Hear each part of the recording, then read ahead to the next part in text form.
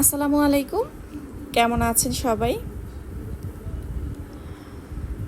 আজ আপনাদের সাথে এমন একটা মাছের রেসিপি শেয়ার করব যা ইলিশের স্বাদকেও হার মানাবে।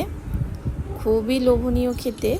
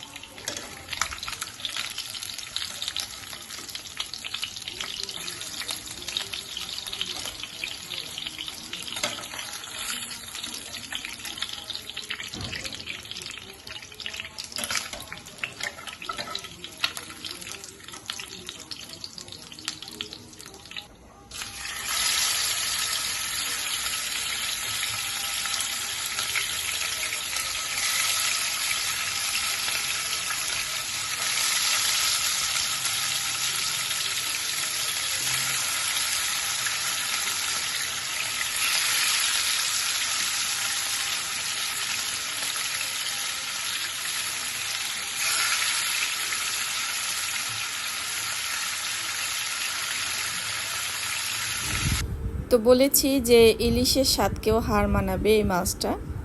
মূলত এটাও কিন্তু অনেকেই ইলিশ মাছ বলে বা ঝাটকা আর কি, যেগুলো আমরা কিন্তু এগুলোকে চাপিলা মাছ বলি, কিন্তু খেতে কিন্তু ইলিশের মতোই মজা।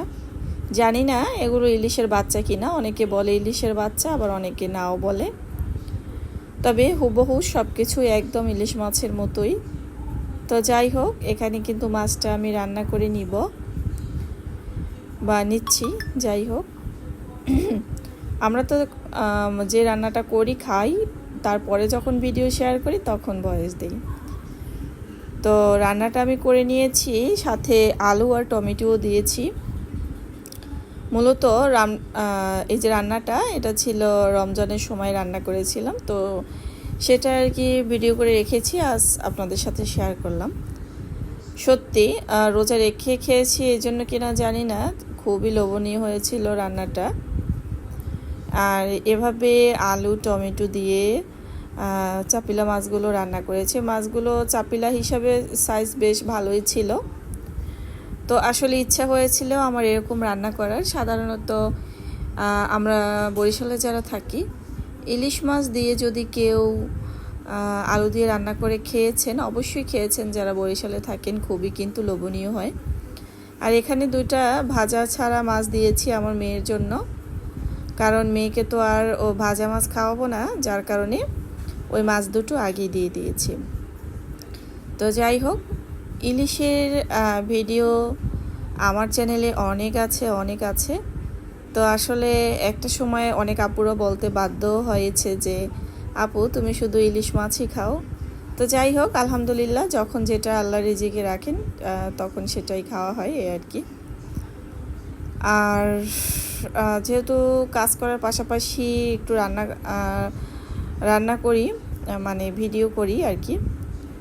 তো যাই হোক, আমার কথা আজকে একটু ওলটপালট হয়ে যাচ্ছে, চাইলে কিন্তু আমি পুনরায় আবারও ঠিক করে দিতে পারতাম, বাট এখন ইচ্ছা করছে না।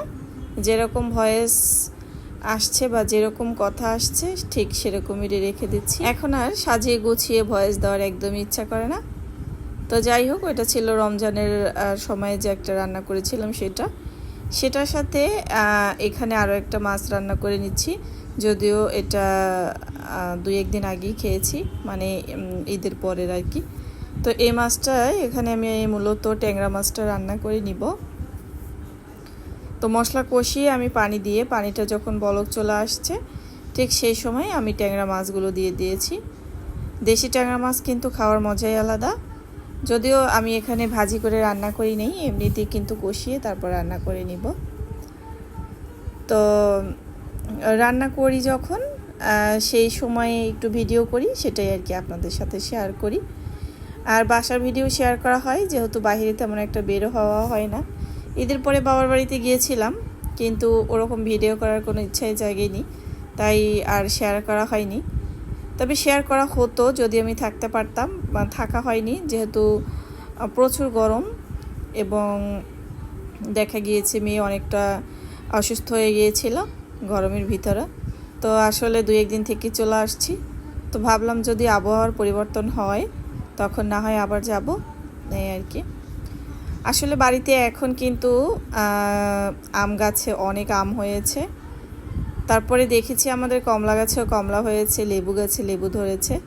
বাবার সবজির বাগানে তো একদম যেতেই পারিনি, কারণ একদিন হয়তো 2 দিনও পুরো ছিলাম না।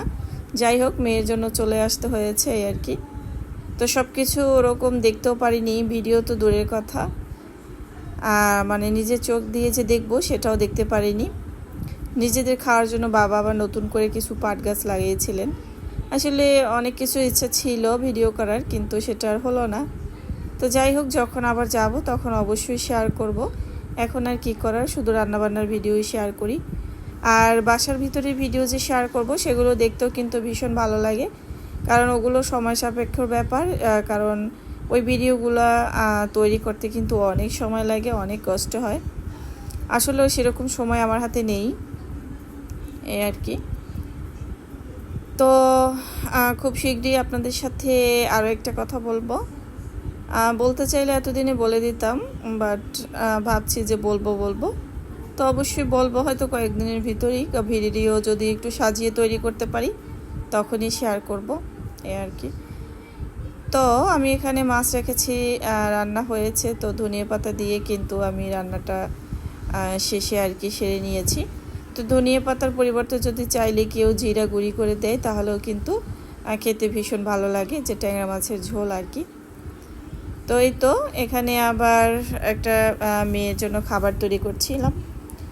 তো মূলত খাবারটা হয়তো মেয়ে অল্প একটু খাবে 2-1 বার, কিন্তু খাবারটা তো ছেলেই বেশি খাবে, কারণ ওর যেহেতু 9 বছর বয়স, এ আর কি। তো খাবারটা বানিয়েছি, যদিও এটা চাইলে কিন্তু বড়রাও খেতে পারে, আমিও কিন্তু খেয়েছি, খুবই মজা হয়েছিল। এবং খাবারটা বাচ্চা থেকে বুড়ো সবাই খেতে পারে, এবং খুবই সফট ছিল এবং খুবই মজাদার ছিল খেতে। তো যাই হোক, আমার ছেলে তো খেয়ে খুবই খুশি হয়েছে, এবং আমি এই জন্য একটু বানিয়ে দিলাম যে দেখি ও খাবে আর কি, এর জন্য। তো যাই হোক, অনেক কথাই বললাম, দেখতে দেখতে ভিডিওর একদম প্রায় শেষ পর্যায়ে চলে আসছি। আমিও বিদায় নিব, আর কি আর বলবো, এই তো সবাই ভালো থাকবেন, নিজের খেয়াল রাখবেন, আর যত ব্যস্তই থাকেন না কেন 5 ওয়াক্ত সালাত আদায় করার চেষ্টা করবেন। আল্লাহ হাফেজ।